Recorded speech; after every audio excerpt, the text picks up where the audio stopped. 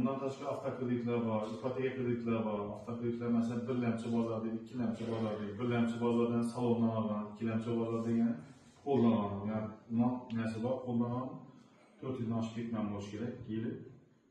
Bundan kreditlar beriladi. Boshlang'ich to'lovi 30%, 40% albatta qolmi keyin kredit beriladi. 24, 21, 26% dan beriladi avtokreditlar. İpoteka kreditlari bor. İpoteka kreditlari birlamchi, ikkilamchi turga bo'linadi. Birlamchi kreditlarni ko'p qavatli tumanlarda 5 etajdan kam bo'lmagan ko'p qavatli uylar beriladi. Yili 2 yildan oshib ketgan bo'lishi kerak qurilgani. Hozir mesela Sharlik massivida uyda aeroport qolsa qurib turibdi. 5 etaj, 7 etaj, даже 9 etajdan quriladi hozir.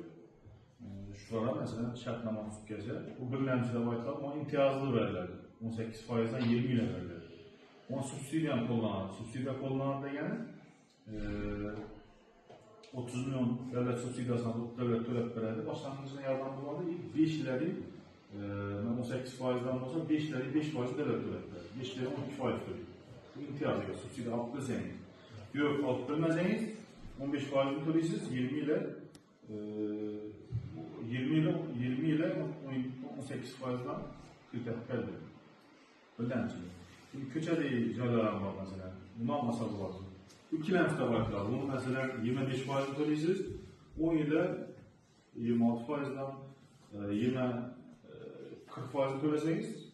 24%'dan 10 ile belli. Düzenli sanatçınalı bağlayıcı işlemiyor bu.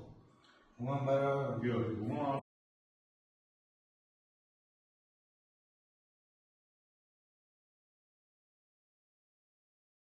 Bunlarda 40 plazam olmaz mı?